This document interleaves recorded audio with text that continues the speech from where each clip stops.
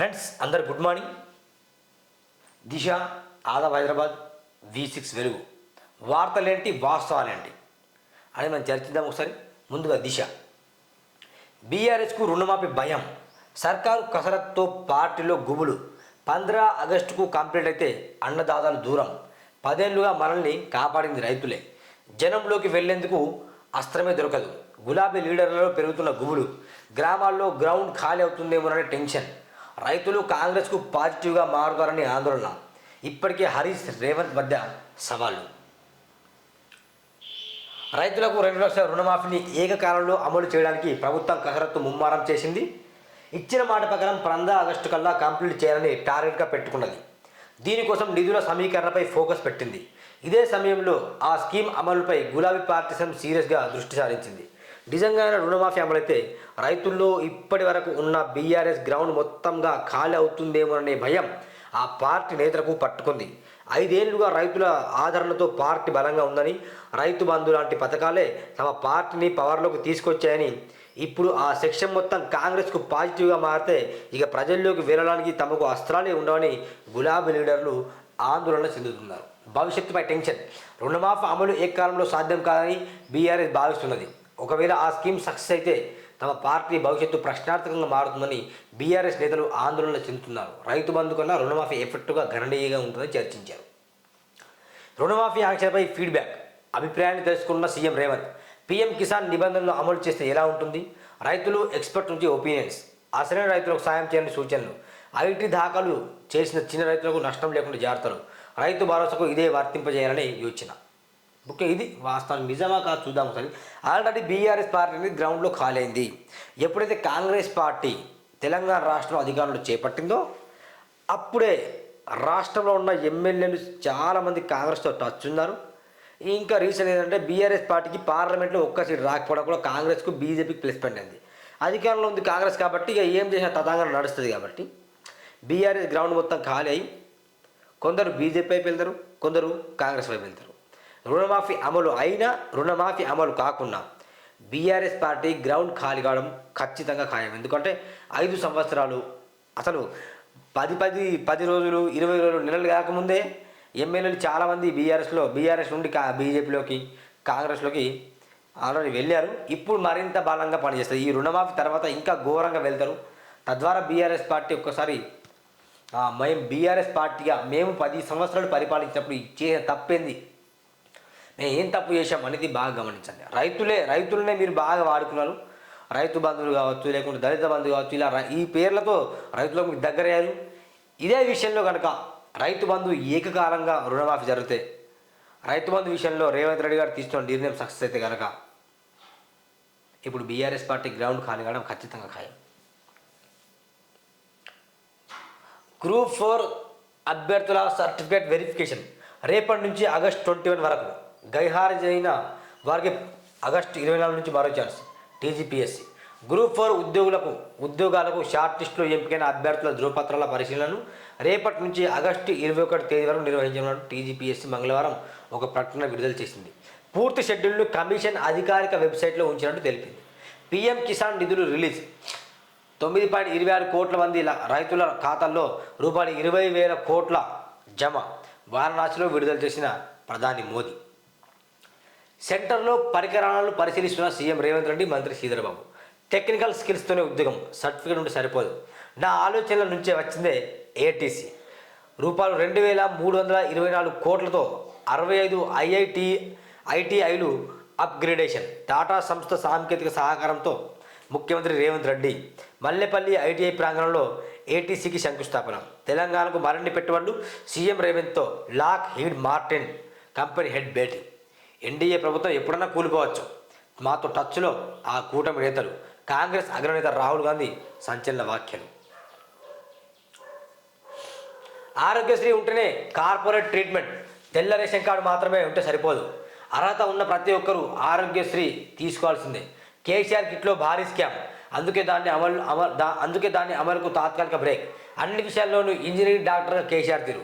Private, corporate ఆసుపత్రుల్లో వ్యాధుల ఖర్చు బోర్డులు ఏర్పాటు చేయాల్సిందే.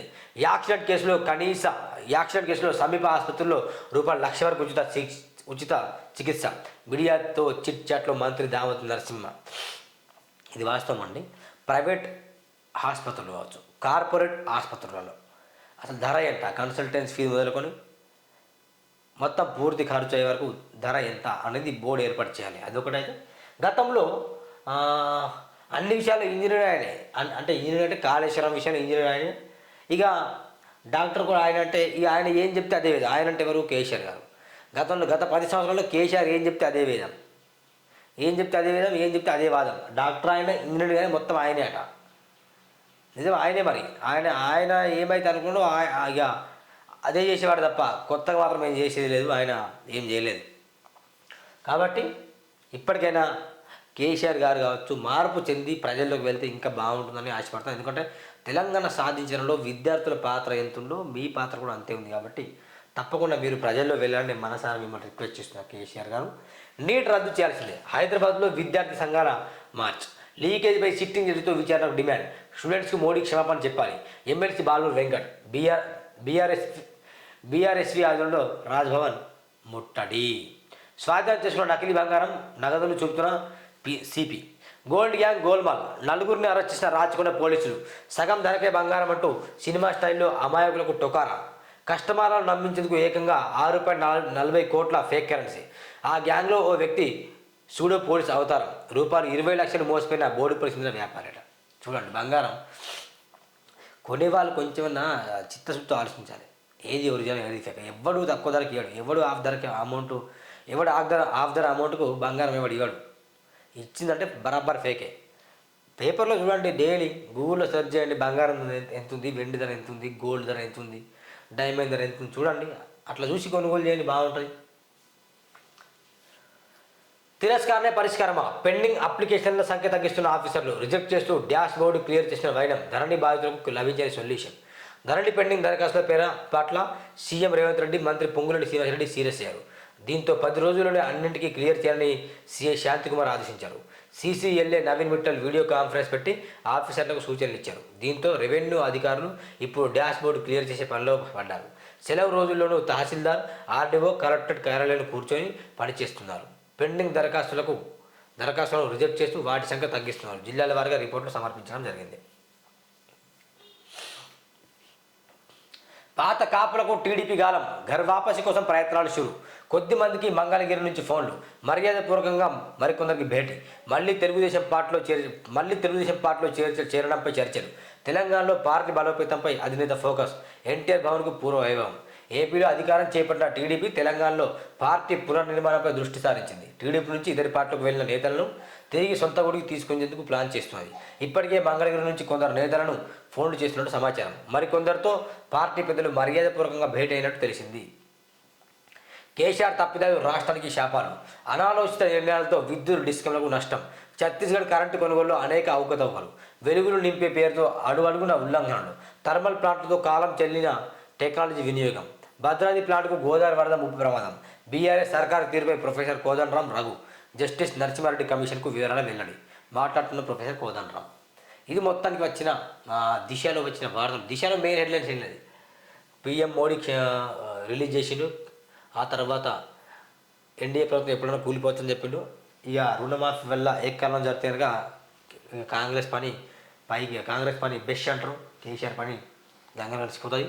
తర్వాత కార్పొరేట్ ఆసుపత్రిలో ఆరోగ్యశ్రీ ఉండాలి. ప్రైవేట్ హాస్పిటల్ బోర్డు వారి యొక్క వివరాలు, ప్రైవేట్ హాస్పిటల్లో అంత ఫీజు ఎంత తీసుకుంటారో ఆ వివరాలన్నీ బయట పెట్టాలి. ఇది మొత్తానికి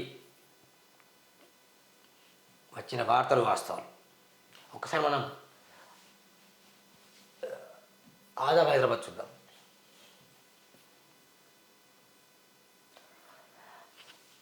పాలనపై పట్టు బిగిస్తున్న రేవంత్. మొన్న ఐఏఎస్, నిన్న ఐపీఎస్ల బదిలీలు. తెలంగాణలో ప్రజాపాలన స్టార్ట్. సార్వత్రిక ఎన్నికలు ముగిసిన వేళ రాష్ట్రాభివృద్ధిపై దృష్టి. 20 మంది కలెక్టర్లు, 28 మంది ఎస్పీలను మార్చిన ప్రభుత్వం. కొత్త వారికే ప్రాధాన్యత ఇస్తున్న కాంగ్రెస్ సర్కార్. 10 మంది సీనియర్ ఐఏఎస్లకు, 6 ఐపీఎస్లకు పోస్టింగ్లు ఇవ్వని వైనం. గత ప్రభుత్వ హయాంలో పలువురు ఉన్నతాధికారులపై ఆరోపణలు. కలెక్టర్లుగా యంగ్ స్టార్కు అవకాశం ఇచ్చిన సీఎం రేవంత్. దయచేసి చెప్తున్నారు రేవంత్ రెడ్డి ఒకటే విషయం ఏంటంటే, కలెక్టర్లు గతంలో ఎట్లా అంటే కలెక్టర్లు కారెక్టోళ్ళు అంటే నథింగ్ బట్ కలెక్టర్లు మొత్తం గులాబీ రంగు పూసుకున్న కేసీఆర్కు బానిసలుగా మారారు. ఎందరు చాలామంది కేసీఆర్ పెట్టిన స్కీములలో చాలామంది క్యారెక్టర్లు కూడా అవినీతి పరులే. ఎగ్జాంపుల్ కాలుష్యం స్కామ్ అని మీకు తెలుసు, పేపర్ లీకేజ్లో కూడా వాళ్ళ పాత్ర ఉంటుంది. కలెక్టర్లను చూడ ఇంతకుముందు చదివాం కదా, అన్ని డాక్టర్ ఆయనే, యాక్టర్ ఆయనే, కింగ్ మేకర్, నేనే రాజు నేనే మంత్రి. ఎవరు? కేసీఆర్. నేనే పరిపాలించాలి, నేనే మంత్రి, నేనే రాజు, నాకు తప్ప ఎవరికి తెలియకుండా ఏం జరగకూడదు అనేది సిద్ధాంతంపై కేసీఆర్ స్టెప్పులు వేశారు. మంత్రులు సైతం ఎవరు కలవలేకపోయారు కేసీఆర్ని. ఇక సర్పంచ్లు ఏం కలుస్తారు? ఏ నాడైనా కేసీఆర్ తన హాయంలో సర్పంచ్గా కలిసిందా? పోనీ ఎమ్మెల్యేలను ఎప్పుడైనా కలిసినట్టుందా?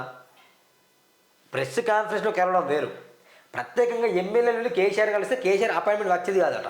మంత్రులు కలవలేకపోయారు, గద్దరు ఎండలో నిలబడ్డారు, ఈటెల రాజు కలవలేకపోయాడు. కేసీఆర్ బూస్టప్ అనేది అక్కడి నుంచి ప్రారంభమైంది. ఆయన ఉద్యమాలు చేయట్లేదని చెప్పట్లే, ఆయన ఉద్యమాలు చేయలేదని చెప్పట్లే, తెలంగాణ ఆయన వల్ల రాలేదని చెప్పట్లే. నేను ఏం చెప్తున్నా అంటే కేసీఆర్ గారి పనితీరు బాగా లేకుండే కాబట్టి, కేసీఆర్ యొక్క విధి విధానాలు బాగా లేకుండే కాబట్టి ఆయన పతనం అయిపోయాడు. మళ్ళీ అందుకే ఇప్పుడు వర్కింగ్ ప్రెసిడెంట్లు కావచ్చు, ప్రెసిడెంట్ అధ్యక్ష పదవులు కావచ్చు చేంజ్ చేస్తాను. హరీష్ రావుకు, ఆర్ఎస్ ప్రవీణ్ కుమార్కే ఇచ్చే అవకాశాలు చాలా ఉన్నాయి. అందుకే కలెక్టర్లను, ఐపీఎస్లను మీకు బానిసలుగా చేసే వారికి మాత్రం ఇవ్వకండి దయచేసి. ప్రజాపాలన అంటే ప్రజలకు తోడుగా ఉండాలి. అలాంటి వాళ్ళకు కొత్తగా పదవులు ఇవ్వాలని నేను మనసారా వేడుకుంటున్నాను. తెలంగాణలో ఆగం చేసిండ్రు, మేము ఆర్థిక వ్యవస్థను సెట్ చేస్తున్నాం, త్వరలోనే జాబ్ క్యాలెండర్ విడుదల చేస్తాం. ఐటీ మంత్రి శ్రీధర్ బాబు వెల్లడి. పింఛన్ల పెంపులో ఏపీ సీఎం చంద్రబాబును ఆదర్శంగా తీసుకెళ్లిన హరీష్ వ్యాఖ్యలకు మంత్రి కౌంటర్. అంటే ఆయన ఒక పింఛను వచ్చిన వెంటనే, చంద్రబాబు అధికారంలో వచ్చిన వెంటనే ఆయన పింఛన్లపై సంతకం చేసి ఆర్డర్ రిలీజ్ చేశారు. సేమ్ ఇక్కడ తెలంగాణలో కాంగ్రెస్ పార్టీ అధికారంలో వచ్చిన తర్వాత పింఛన్లు పెంపుతామని చెప్పిండు, మహిళలకు 2,500 అని చెప్పిండు. అవన్నీ ఏం చేయలేదు కదా, ఇది వాస్తవం. మరి కాంగ్రెస్ పార్టీ కొంచెం చిత్తశుద్ధి ఆలోచించాలి. ప్రతిపక్షాన్ని ప్రశ్నిస్తాయి, నాలాంటి ప్రశ్నిస్తుంది, దానికి సమాధానం చెప్పాలి. అంతేగాని ప్రశ్నించకుండా అరెస్ట్ చేస్తాం, అది ప్రశ్నించకూడదు, అసలు ప్రశ్నలే ఉండకూడదు అని చెప్తే మాత్రం ఇక ఏం లేదు, తోడు తీస్తాం ఒకరిని. బాగా గమనించండి, పింఛన్ల విషయంపై అట్లా ఉండాలి. మరి శ్రీధర్ బాబు దయచేసి మీరు ఆలోచించండి, మీరు ఇచ్చిన మాట ఏంటి, చెప్పిన మాట ఏంటి, ఇప్పుడు చేస్తుంది అది బాగా ఆలోచన చేయండి. 2,500 ఎవరికి ఇచ్చారు, ఎవరికి ఇవ్వలే, పింఛన్లు పెంచారు, పెంచలే. ఈ విషయంలో హరీష్ రావు కౌంటర్ సరైనది.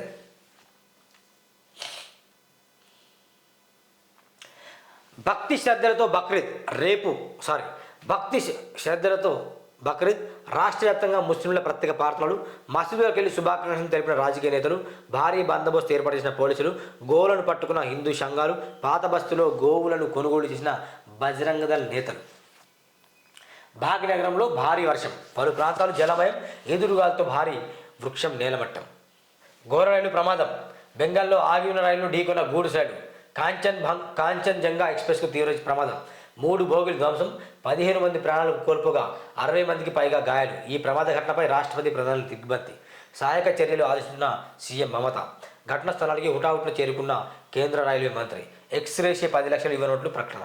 ఎక్స్రేషే 10 లక్షలు, వెరీ గుడ్, సూపర్. కానీ బాధితుల కుటుంబీకులకు ఎక్స్రేతో పాటు ఎవరైతే మరణించారో వాళ్ళకు ఒకటి అటెండర్ పోస్టులు కావచ్చు, లేకపోతే ప్రభుత్వంలో, కేంద్ర ప్రభుత్వంలో కావచ్చు, రాష్ట్ర ప్రభుత్వంలో కావచ్చు, ఏ రాష్ట్రం చనిపోయిందో ఆ రాష్ట్రంలో కావచ్చు, లేకుంటే కేంద్రంలో కావచ్చు, అటెండర్ పోస్టులు, చిన్న ప్రభుత్వ ఉద్యోగుల పోస్టులు వాళ్ళ కుటుంబీకులకు ఇస్తే కనుక వాళ్ళు కొంచెం ఈ 10 లక్షలు బ్యాంకులో వేసుకొని వాళ్ళకి ఇస్తున్న జీతంతో వాళ్ళు బ్రతికే ఛాన్స్ ఉంటుంది. దయచేసి ఈ విషయంలో గమనించాలని నేను రాష్ట్ర ప్రభుత్వాన్ని, కేంద్ర ప్రభుత్వాన్ని కోరుతున్నాను. పోలవరంలో సర్వనాశనం చేసిన జగన్ రాజకీయాల్లో ఉండదగిన వ్యక్తి కాదు. కేరళ ప్రాజెక్టుకు పూర్తిగా దెబ్బతీశారు. వేల కోట్లు వృధా చేసిన నాటి పాలకుడు. గట్టిగా కష్టపడితే మరో 4 ఏళ్ళు పడుతుంది. పోలవరంపై అధికారులతో సమీక్షించిన సీఎం చంద్రబాబు నాయుడు. 2 లక్షల ఉద్యోగాలు ఏమైనాయి? నిరుద్యోగ యువకులు కాంగ్రెస్ మోసం చేసింది. 25,000 టీచర్ పోస్టులు భర్తీ చేయాలి. 6 నెలలైన 6 గ్యారెంటీలు అమలు చేయలేదు. 2 నెలల నుంచి పెన్షన్ రావట్లేదు. బీఆర్ఎస్ నేత హరీష్, మాజీ మంత్రి హరీష్ చెప్పాం కదా, దీనికి కౌంటర్గా ఈయన ఇచ్చాడు. కాంగ్రెస్ సీనియర్ నేత కీలక నిర్ణయం. వయనాడ్ స్థానాన్ని వదులుకున్న రాహుల్ గాంధీ. ఖర్గే నివాసంలో అగ్రనేతల కీలక సమావేశం. వయనాడ్ నుంచి రాహుల్ను తప్పించి పోర్టులో ప్రియాంక గాంధీని దింపాలని నిర్ణయించిన కాంగ్రెస్ ఖర్గే. ప్రియాంక భారీ మేయర్తో గెలవడం ఖాయమన్న కేసీ వేణుగోపాల్. అడ్డదారులో ప్రమోషన్ అట. ప్లేట్ల బుర్జు సూపరింటెండెంట్ డాక్టర్ రజనీ రెడ్డిపై ఆరోపణలు. కనీసం సీనియారిటీ లిస్టులో లేకుండానే హాస్టల్ ఇన్ఛార్జి పోస్టు. 2022 ప్రొఫెసర్ అర్హత సాధించిన తొలుత ఆమెకే ప్రాధాన్యత. పైరవి ద్వారా ఉన్నత పోస్టుల నియామకం, ప్లేట్ల బుర్జు సూపరింటెండెంట్గా అనేక అక్రమాలు, కేసులు ఉన్నవారిని తిరిగి ఉద్యోగంలో చేర్చుకున్న వైనం, అవుట్సోర్సింగ్ ఏజెన్సీ వద్ద నుంచి నెల కమిషన్లు, పైగా మంత్రి అండలు ఉన్నాయంటున్న బెదిరింపులు, తనకు ఫుల్ సపోర్ట్ ఉంది, ఏం చేయాలంటున్న సవాల్. మంత్రి మనోడే దామోదర్ నరసింహారావు అండదనం ఉన్నాయట. వైద్య శాఖ రాయనే కదా. మరి ఇప్పుడు అవుట్సోర్సింగ్ కమిషన్లు వెళ్ళాలట, కేసులు ఉన్న వారిని వాళ్ళు డ్యూటీలో చేసుకుంటారట.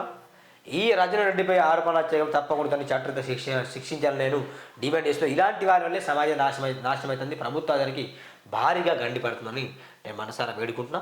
ముఖ్యంగా చెప్తున్నా, ఈరోజు వచ్చిన వార్తలు అడ్డదారుల ప్రమోషన్ ఒకటి, తెలంగాణను ఆగం చేసిననే వార్త ఒకటి. సో పాలనపై పట్టు ముగిస్తున్న రేవంత్, భక్తి శ్రద్ధలతో భక్తిదాత, ఘోర రైలు ప్రమాదం. ఇది ముఖ్యంగా మన ఆదాబ్ హైదరాబాద్లో వచ్చిన ప్రధాన వార్తలు. ఒకసారి మనం దిశ చూద్దాం. దిశ చదివిన అనుకుంటా. ఒకసారి V6 వెలుగు చూద్దాం. ఎస్, దిశ చదివాం, సారీ ఆల్రెడీ. నార్త్ ఇండియా ఉక్కిరిబిక్కిరి, ఎండ హీట్ వేవ్స్కు అల్లాడుతున్న జనం. ఢిల్లీ, యూపీలో, హర్యానాలో వేడి గాలులు. హీట్ వేవ్స్ కారణంగా నార్త్ ఇండియా ఉక్కిరిబిక్కిరి అవుతున్నది. వారం రోజులుగా ఢిల్లీ, ఉత్తరప్రదేశ్, హర్యానాలో పాటు పంజాబ్లో వేడి గాలుల తీవ్రత పెరిగింది.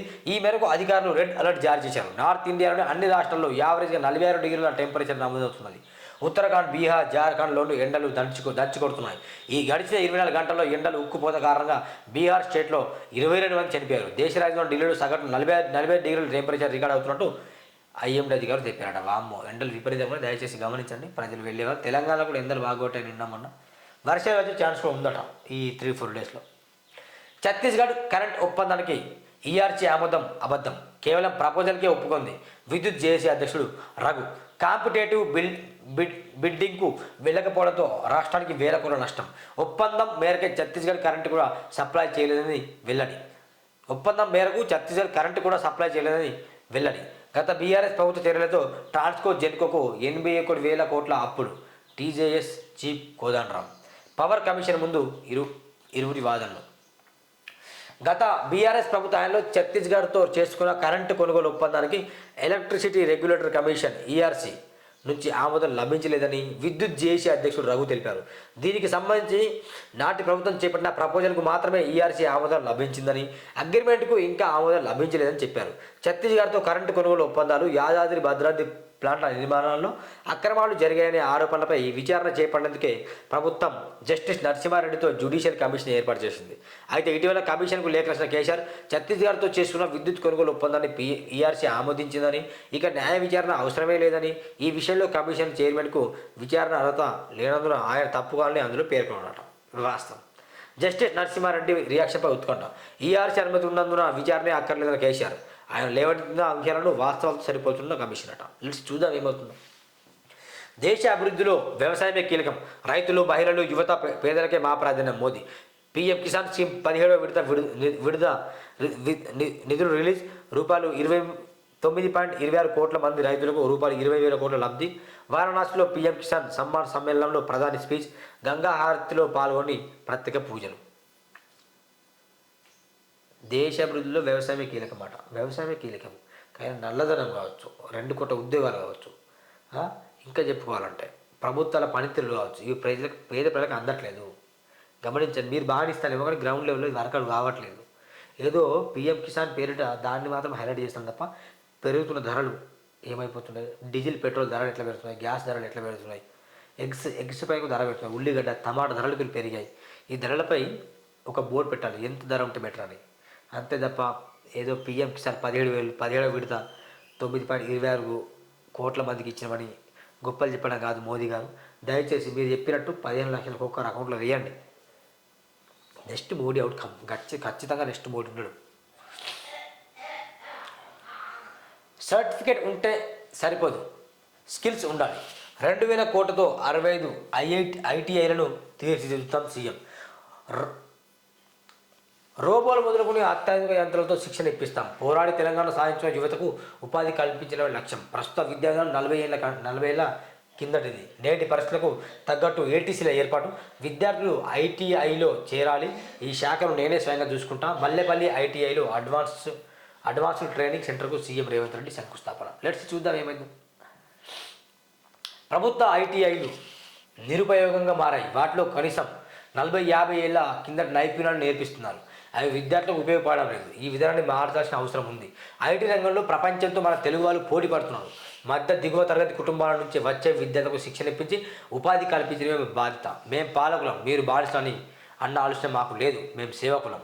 ఎస్, ఇది ఇది ఈ విషయం చాలా నచ్చింది. మేము పాలకులం, మీరు బానిసలు అనే ఆలోచన సీఎం రేవంత్ రెడ్డి గారికి ఎట్లా ఉన్నదో అదేవిధంగా ప్రతి నియోజకవర్గంలో ఉన్న ఎమ్మెల్యేకి, పార్లమెంట్లో ఉన్న ఎంపీకి, ఎమ్మెల్యేలకు మేము రాజులం, మేము మంత్రులం అనే గర్వం ఉంది.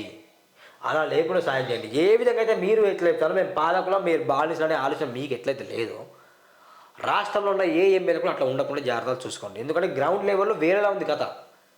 వాళ్ళే మొత్తం కేసీఆర్ ఇంజనీరింగ్ డాక్టర్ ఎట్లనో గ్రౌండ్ లెవెల్లో ఎమ్మెల్యేలు కాబట్టి ఎంపీడీసీలు బుడ్డాయిలను కూడా పెత్తనం చేస్తాను, చెలాయిస్తాను. ఎవరిపైన?